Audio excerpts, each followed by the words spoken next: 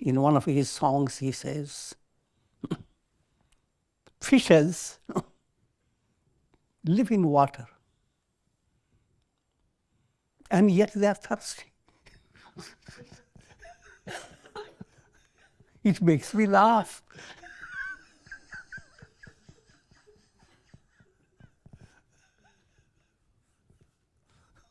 So are all these jivas, souls, living in the ocean of God, permeated all over, internally and externally. And yes, yet they say, how can I worship God? Where is He? Is He listening to me?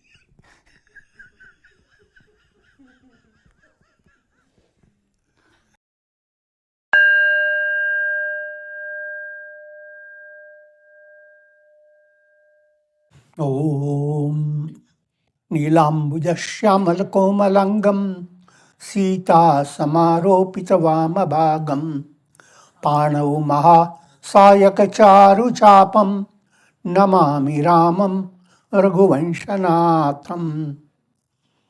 Address to Lord Rama, whose complexion is like a blue lotus. He is very tender and delightful in appearance. Sita is seated on his left side and is carrying a powerful bow and arrow in his hands. Ramcharitmanas, Balakanda, and Doha number is 145.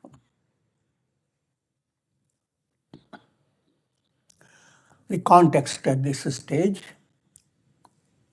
is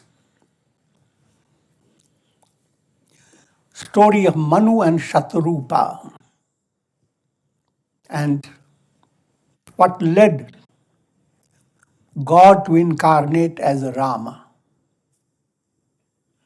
All these stories are highly allegorical. First, to understand the name Manu, it is that source that has come into day-to-day life. Man, English word, comes from the same source. Manushya, human being called Manushya, man.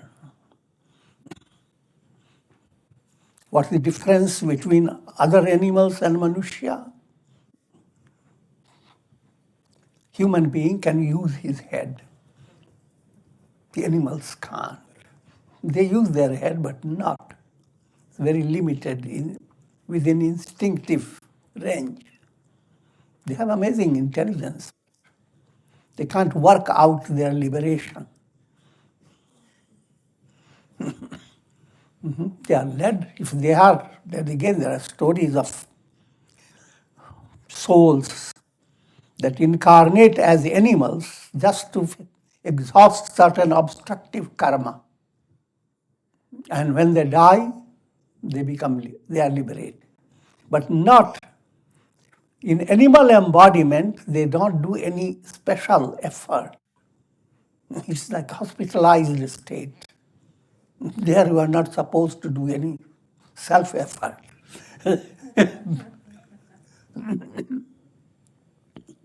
You don't mix up with the medicines and so forth. So that's and Shatarupa relates to feeling that goes along with mental movement, bhavana. And bhavana has many potentialities, 1,000 potentialities, 1,000 aspected. So, Manu and Shaturupa, in storyline, Manu, who descends from sun god, who is married to Shaturupa, both of them practiced intense austerity. Just give you some glimpses from the past. Ehi vidhi bite varsha sat sahasa vari ahar संबत सप्त सहस्र पुनि rahe samira adhar. They went to a pilgrimage center and they began to practice austerity.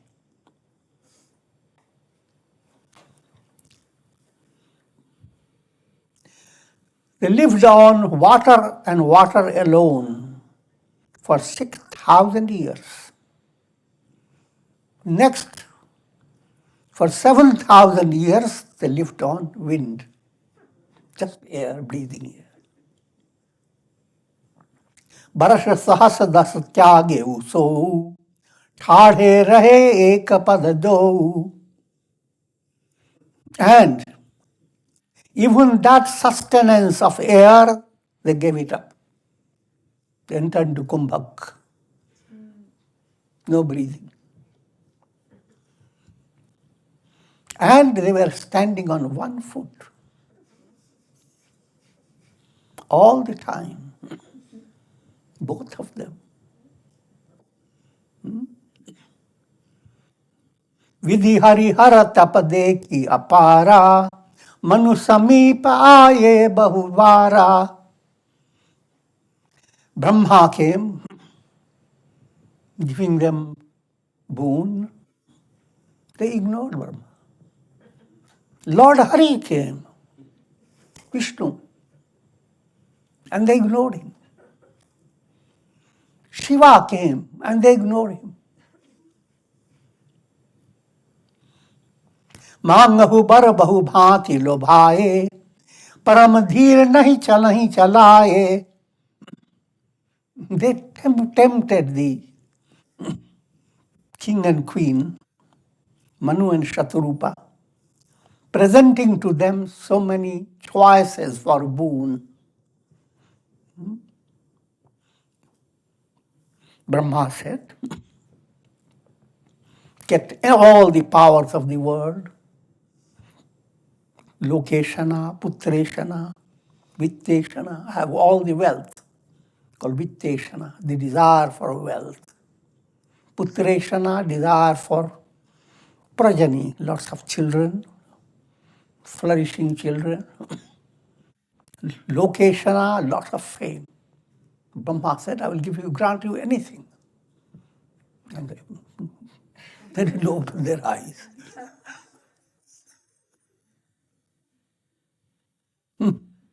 Vishnu said, I will grant you all Devi Sampats, all divine virtues that will make you extremely famous. You can enjoy any loka, bhurloka, swarloka, any level of greatness and happiness. See, none of them said about moksha, you see.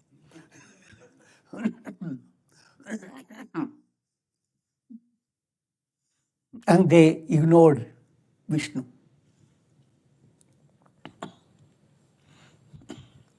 And Shiva came to grant you absolute vairagya.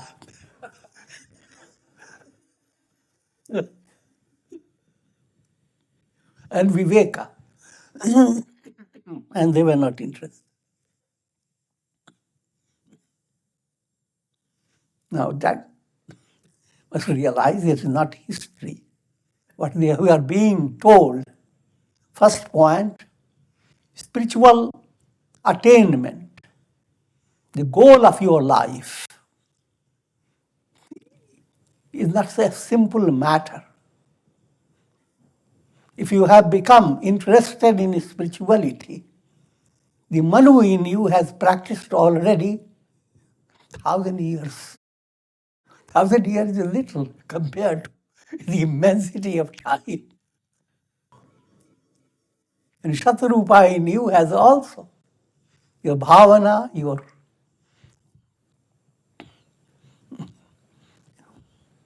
your understanding, all have gone into long austerity. But what's further important point, that spiritual attainment, quality to become spiritual aspirant, you have not gained that quality in single birth. It has taken you many births.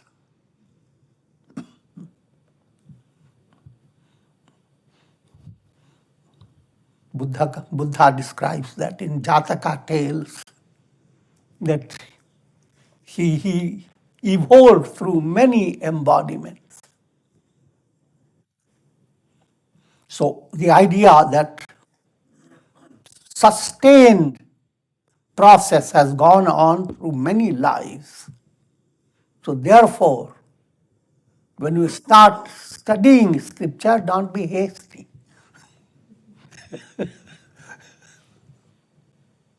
It's not a matter of ordinary scientific knowledge, technology, to know how to move the computer around, touch the buttons, and suddenly it flashes out. It takes only half an hour time to learning. I'm joking, but people reading the scriptures, they have the similar expectation. Let me not go through the turmoils of many yogas. Let's get enlightenment.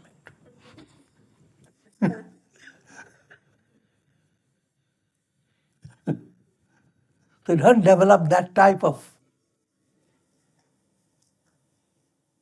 aberrated concept of liberation. You have to mature understanding what liberation means. Liberation doesn't mean to be benefited by Brahma's world. Again, here we are using Brahma, Vishnu, and Shiva. They are relating to role of Brahman in the relative universe. Brahman as creator becomes Brahma. Brahman as sustainer becomes Vishnu. Brahman as destroyer becomes Shiva. And the creation requires all the three movements. And if your goal is to stay in the creation, you are constantly being benefited by Brahma, Vishnu, and Shiva. But all the benefit doesn't stop the cycle of birth and death. Until your mind recognizes Supreme Brahman. Brahman in Ramayana context is a Ram, same as Om of the Upanishads. So when you begin to understand that absolute Brahman is Nirguna Nirakar, he has no qualities, no form. Because all the qualities of God that you think of, and if you imagine that someone possesses it, then that's Saguna Brahman. You have brought Brahman in the range of your mental understanding.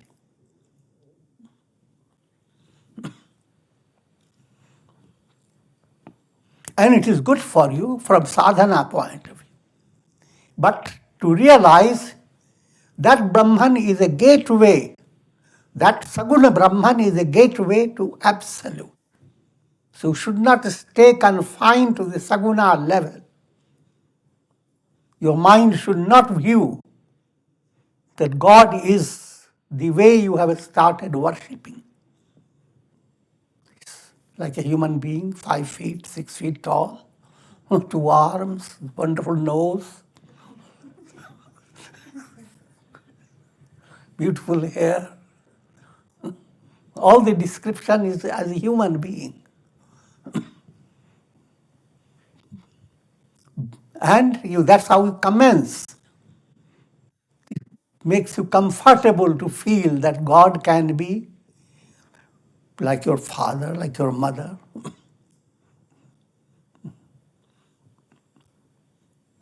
But as you surrender to God and as you begin to move higher. Let me again repeat to you. Levels. First level, sagun sakar. Your mind is viewing God with his form and with attributes, divine attributes. Just like even with human being.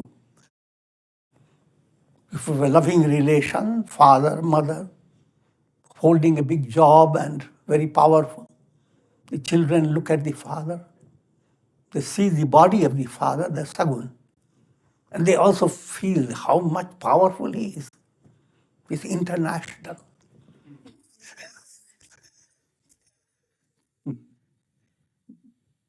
Thousand people follow him. So great. So now you are thinking of sagun sakar. Here, stretch your mind to understand that no matter how imaginative you may be, and you may use the best of attributes of God, Satchidananda, what can be better than that? But God is not the way you have conceived of Satchidananda. You have used words are correct, but that doesn't mean that you really understand what you are using with the palabras. To stay in the level of palabra, it's called labar. Lots of tongue.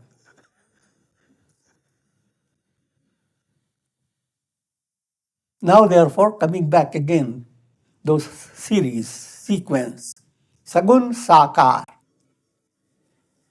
Evolve further, akar, the form doesn't matter. Your mind goes after God, supreme peace, infinite compassion, absolutely his divine mother, and so forth. 1,000 names. That allows you to progress. That's perfectly, each step is perfectly in order. Only it is not in order if we stay in the same step. Just like in schools and colleges. Each grade you get into is perfectly in order. But don't stay in the same grade all the time. Move further.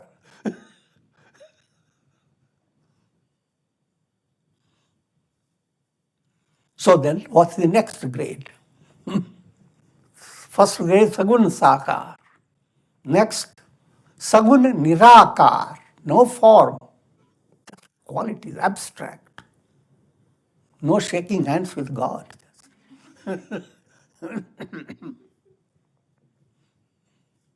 Enjoying the divine love. And then comes the third level. Even those attributes, wonderful words and feelings behind those words, they are blown away by the reality of God. Simpler illustration, the sun. If you have been born blind and you have been imagining how does the sun look like, it's a parable, it tells you that a doctor treats the patient and gradually the vision is coming back by a special operation. And it happens during the night. So the person who has been blind opens his eyes. Sees a gold over. That's the sun. He said, no, no.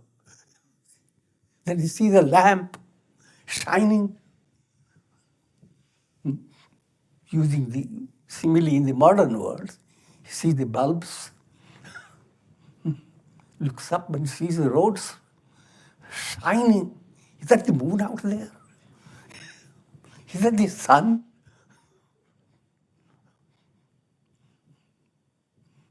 All that he goes on doing until the sun rises.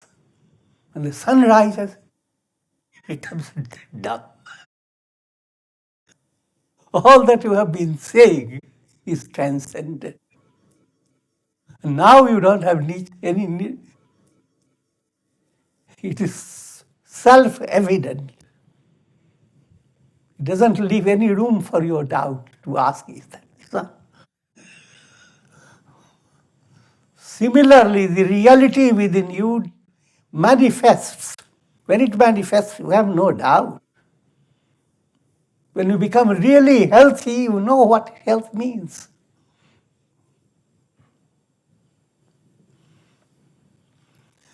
Now I'm coming back.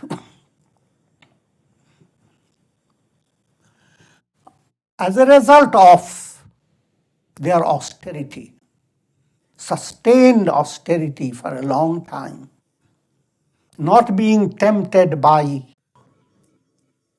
all blessings that are possible in the realm of relativity. Now the divine source, Rama, became pleased with the austerity practiced by Manu and Shaturupa. And inspired by him, a divine voice rang through the atmosphere called Akashvani. And the voice said, ask boon what you want.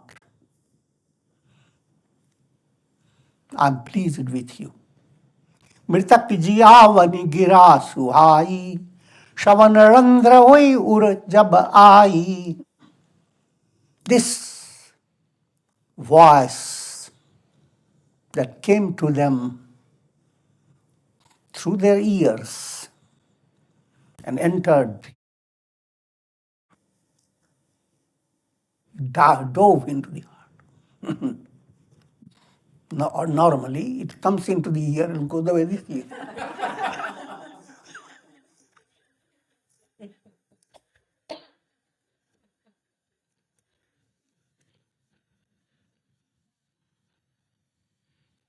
Or it comes through the ear and stays at the throat and you spit it out.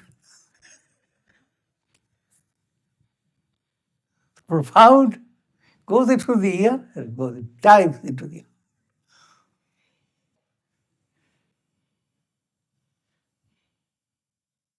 Figure that out, what that means.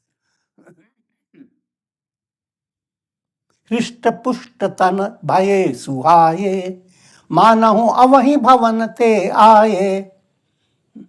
Immediately the king and queen became absolutely healthy and healed.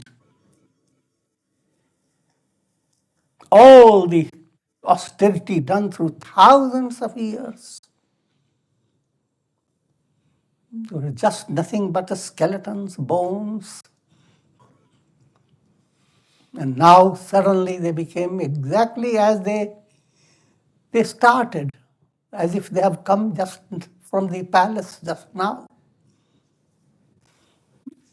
Implying the real personality of yours is that set of mind and soul that's as long as this mystic set within you has not come to a higher level, a level of real touch of God, real aspiration. Allegorically, you are living in a personality that is being eaten by worries, worms of worries. You have gone through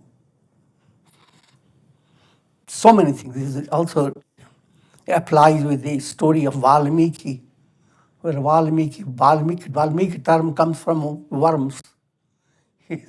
His body was filled with rocks around him. and rocks were filled with worms. So much he stayed on in austerity that all this gathered around him and he continued unaffected. People take it literally, it has nothing to do with that. It's allegorical. That personality of yours that have been tortured, sustained sadhana, and has become as if emaciated. Now the moment a success comes in your sadhana, and success is, in Kundalini language, drops from Sahasrara Chakra.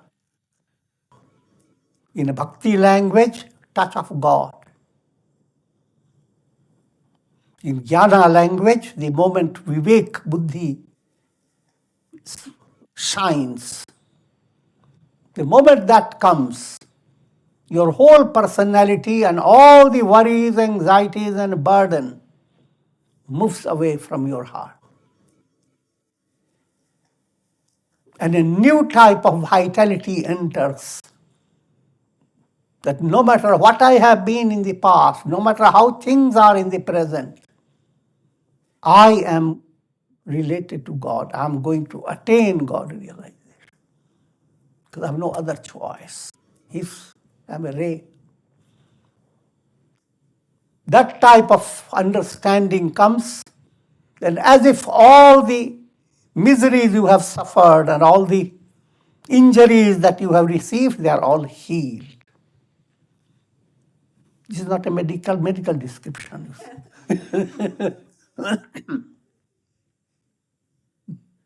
Even so, there are miracles through spiritual healing, which I am not touching at this time. Your body and how it stays depends upon your thinking, your positive view. It's also a part of divine plan to lead your soul to enlightenment. Your body is the temple of God.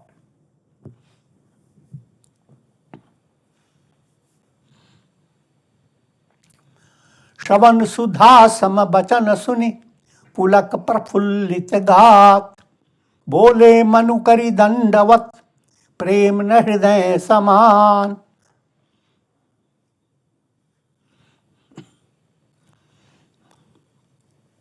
Hearing those words of Akashvani, celestial voice,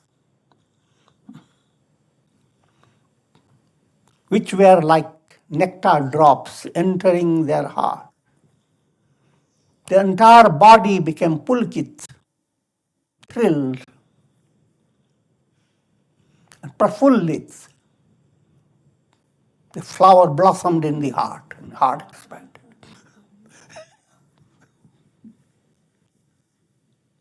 And Manu bowed down to God. He did dandavat.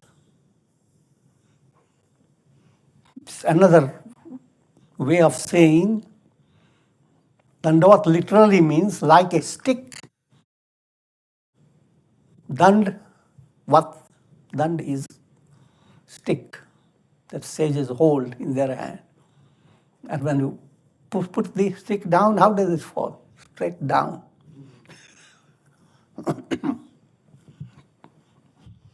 And it relates to what's known as Sastanga Pranam. Let me remind you. In the Sastanga Pranam, 8 pashas, you are giving a gesture that, oh Guru, I am ready to give up 8 faults, 8 defects. What are they? Grina, contempt, lajja, a kind of cowardly shyness that doesn't allow you to practice sadhana, bhaya, fear, shanka, doubting mind, jugupsa, constantly looking into the defects of others. Each time you are told something, you immediately, have you seen that person? How does he talk?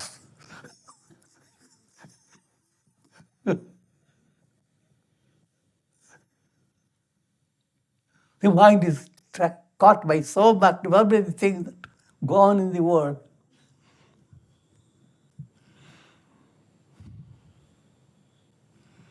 And kul, sheel and jati. Kul, I'm born in a very advanced family. I'm related to Alexander the king.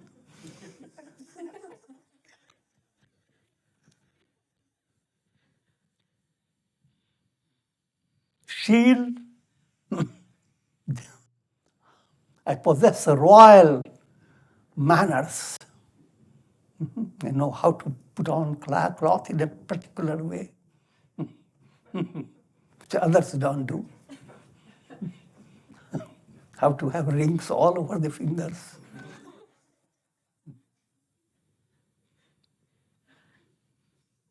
How the ears must sink down with the weight.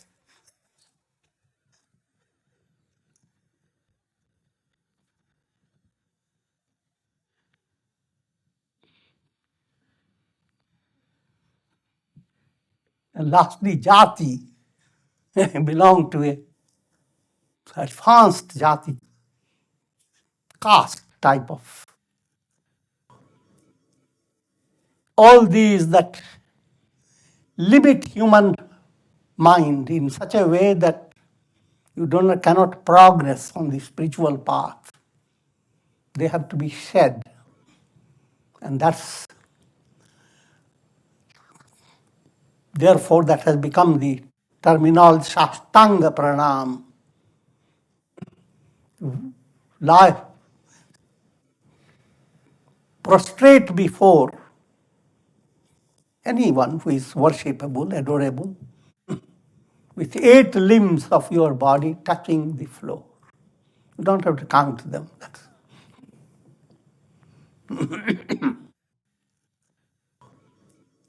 So, in spite of all the weakness he had, besides standing on one foot for such a long time, but now since he has been healed, he does Dandavat Pranam. I'm giving you both flavors, the flavor of the story and the deeper meaning behind it. That's the purpose of these scriptures. But generally what happens, you only hear the story and your mind goes on. And when you ask any question, you're not supposed to. This is scripture. As you hear, you have to understand faith. You're not allowed to question. But that's the old style. I promote a different movement. Things must be understood by you. That gives a better flavor to the scripture.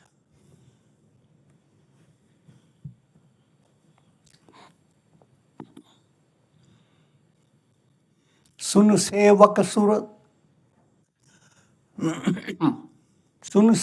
sur taru sur dhenu vidhi hari har bandita padarenu. O Lord, listen. For your devotees, you are Kalpavriksha, the mystic tree that gives fulfillment of any desire. Kalpavriksha is a mystical tree. You sit under the tree and desire anything, and it's right there. People have been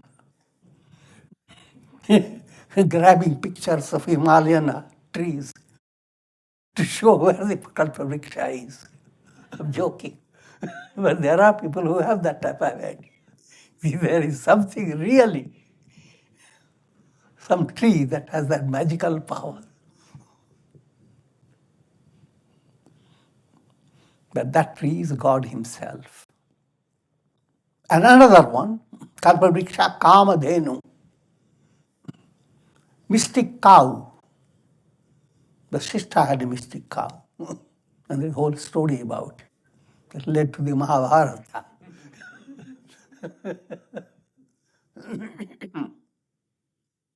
You don't get just simple milk. You milk out anything you want from that cow. Vidhi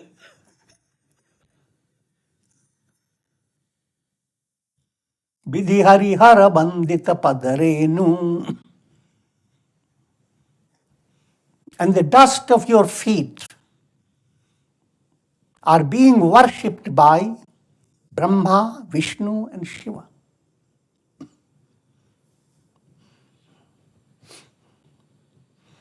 This becomes very confounding to the devotees.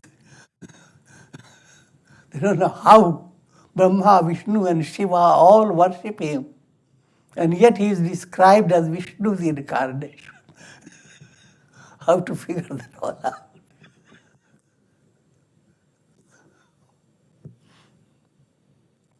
There is no contradiction actually. Vishnu becomes Saguna state, Saguna Sakar state. And through the Saguna state, the absolute Brahman is brought to the devotee. You are so, literal meaning of the word Sulabh, so easily available.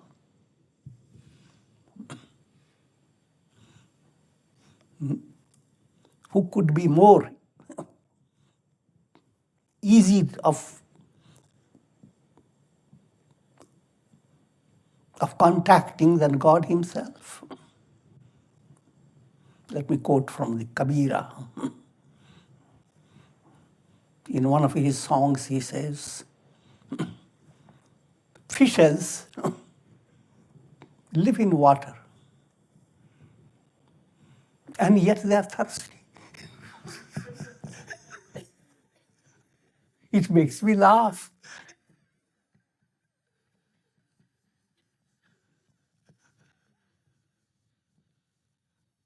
So are all these jivas, souls, living in the ocean of God, permeated all over, internally and externally. And yet they say, how can I worship God? Where is He? Is He listening to me?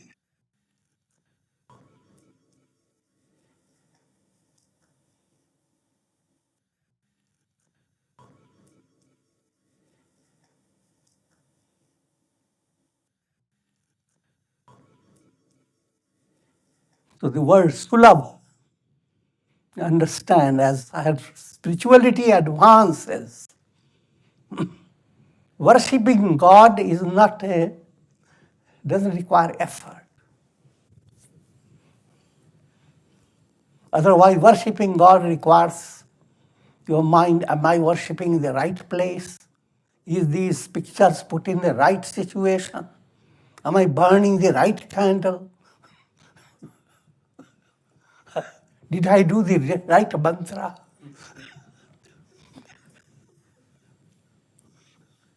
I made so many mistakes. Tomorrow I will do better.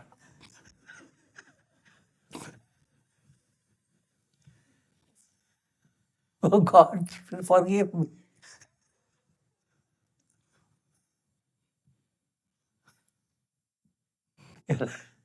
Mind advances.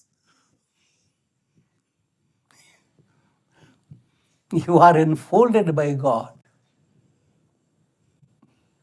And you are nothing but God. That's the profounder level.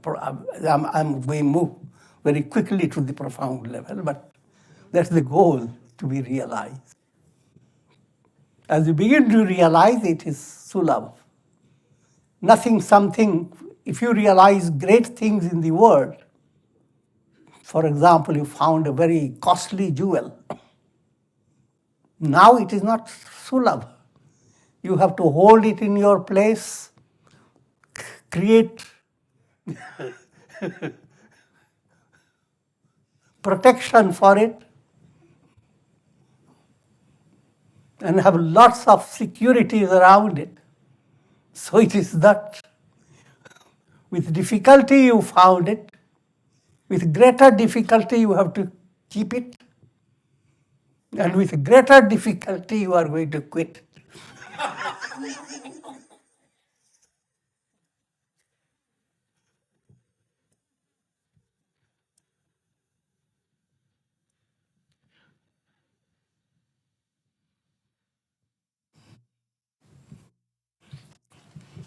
Properly understood, moving towards enlightenment is sort a joyous movement.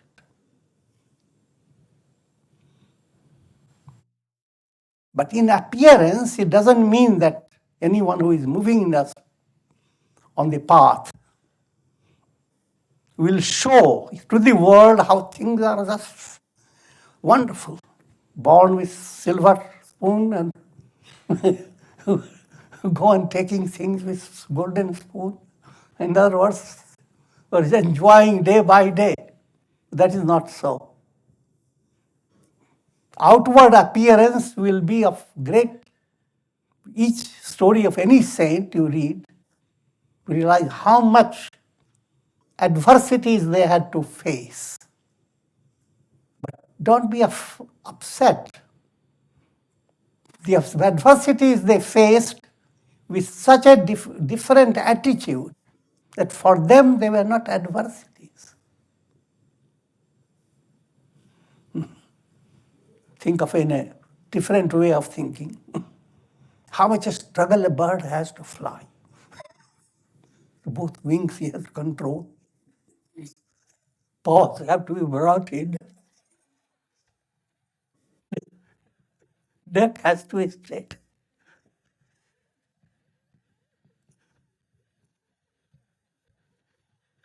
To the bird, it doesn't know.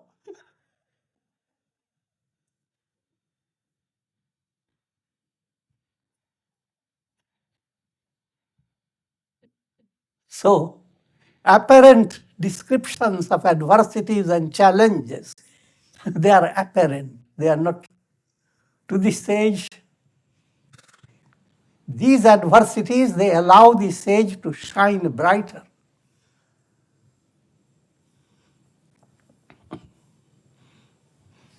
So, all this I said on the word sulabha.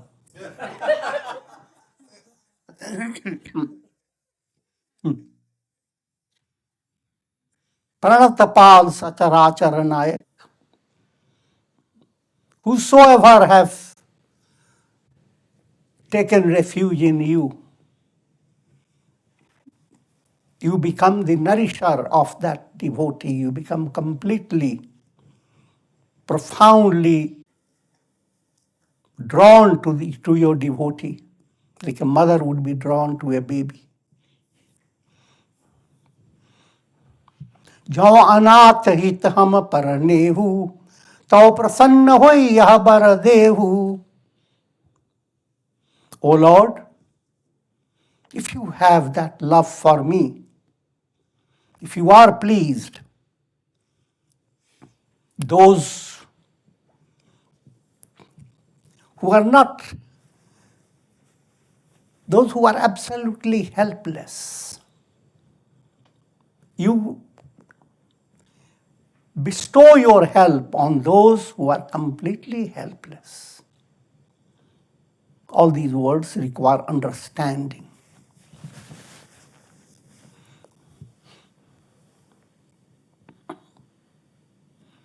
In other words, to be a devotee is to understand that the whole world may support you, but all that support means nothing.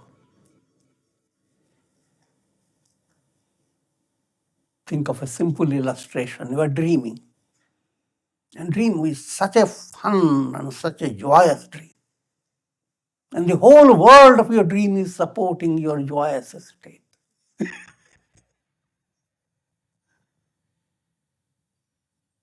How long will it continue?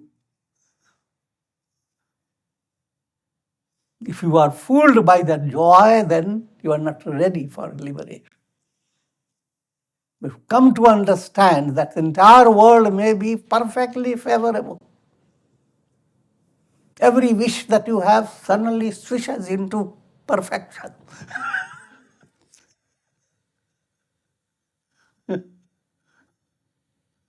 But that's not real success in life. So when you come to realize that I am, in spite of this whole world, I'm helpless. Can't turn to anything in the world for real support. When come to that understanding without being miserable,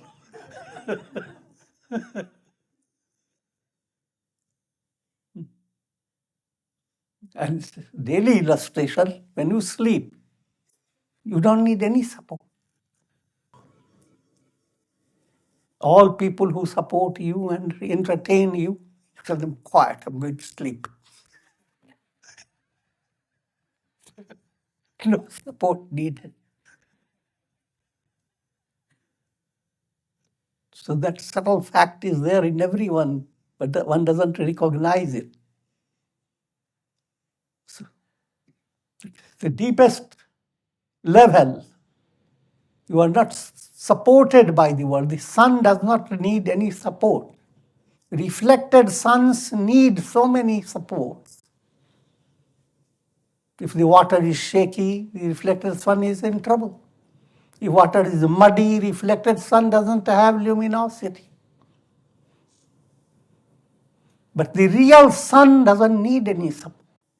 When the reflected sun realizes, I am that one, and turns to all buckets, and doesn't is not attracted to any bucket life. I am helpless, oh son. I don't want all this help.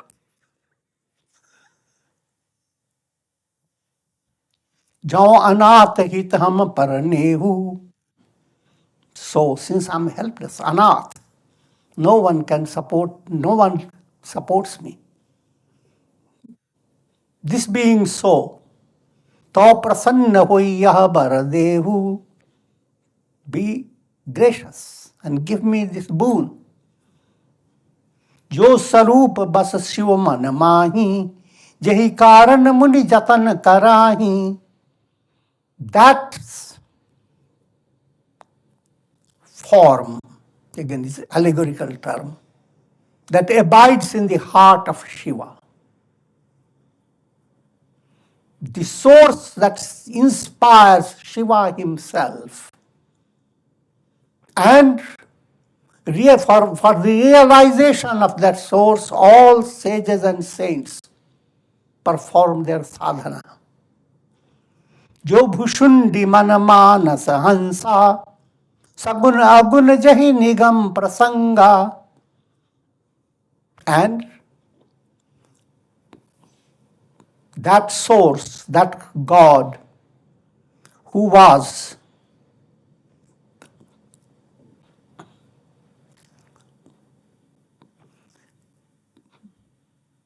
the source of joy to the mind of Kaka Bhushundi. What type of joy? Just like a swan's, makes the whole lake joyous. God comes in your lake of your mind and you are thrilled. And who experienced it? Sage Kaka Bhushundi. His story will come later, so I'm not bringing that story down.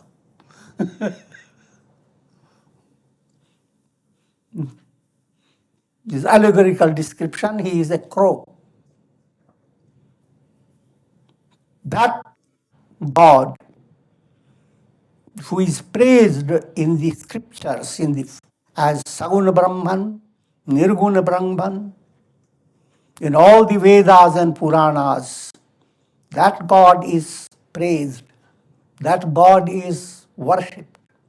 In other words, all the gods that you hear and the Devis you hear, they are all that God manifesting in many forms. Ekam sat vipra bahudha vadanti, truth is one. Sages speak of the truth in countless ways.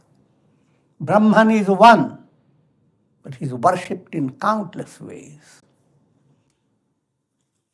May we behold his form. It's allegorical. He has no form. May we realize God. But in storyline, you have to keep that imagery that God is going to appear before Manu and Shaturupa in the form of Rama. The message, the moral behind it, when you worship your deity, allow your mind to be fascinated by the form. But then allow your mind to go further. You see the robes, red or golden yellow. Allow your mind to understand that it relates to absolute love. The sun shines and all the colors that manifest, they are all there. The deity is all beauty, all grandeur, all together. Every part of the deity should open up your mind to something profound.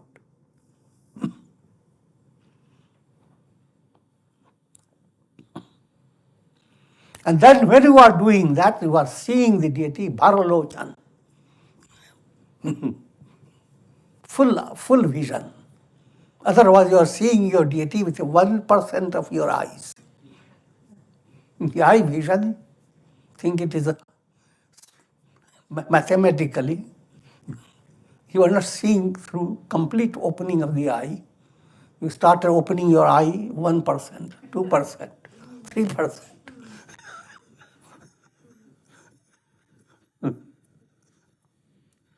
But when you have full vision, your all eyes are open.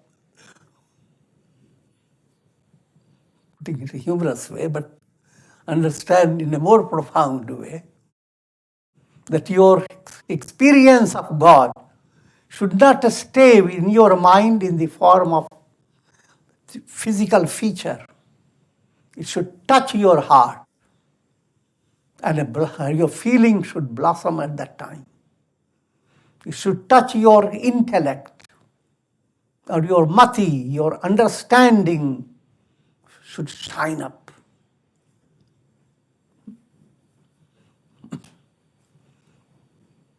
Your whole personality should have impact. This is the ideal, very advanced type of sensitive puja. But that's your goal. That's what you, day by day, you promote that. And then when you have done that, you are having darshan of God, full lochan. Your heart, your mind, your intellect, manasa, vacha, karmana, all aspects of your personality are being touched.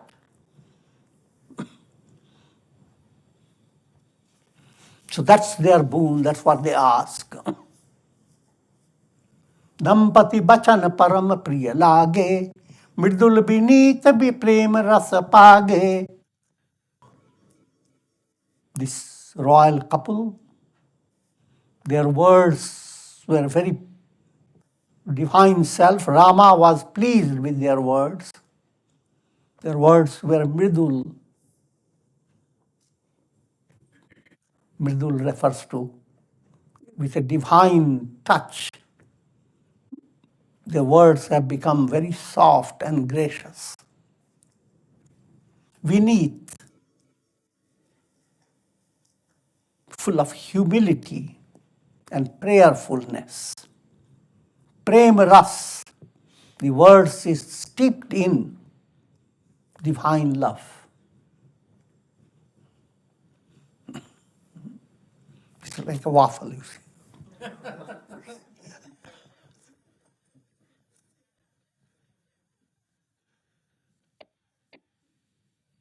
Bhagat bachal bahu prabhu kripa nidhana.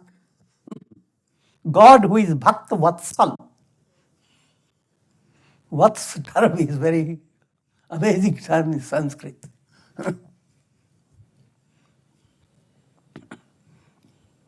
Normally, say, a mother tells the child, darling, come.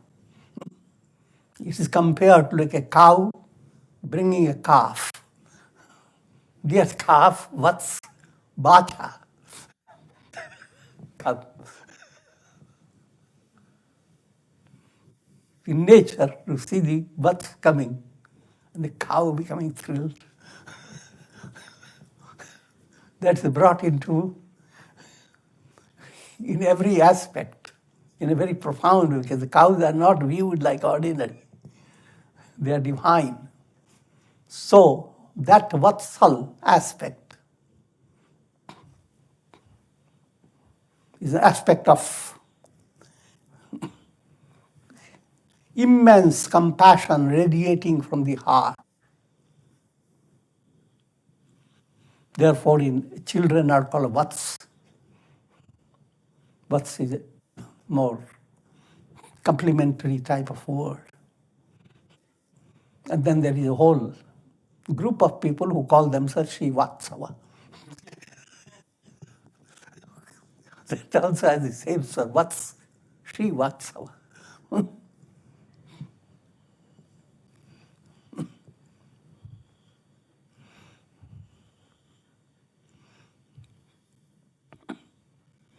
And Lord Vishnu is himself described as Sri Vats.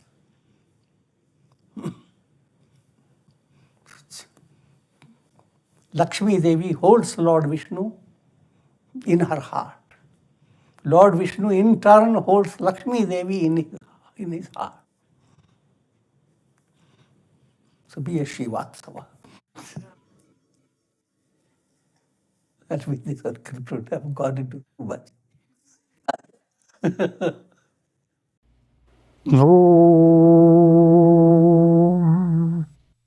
Purnamadaha Purnamidam Purnat Purnamudachyate Purnasya Purnamadaya Purnamevavashishyate Om Shanti Shanti Shanti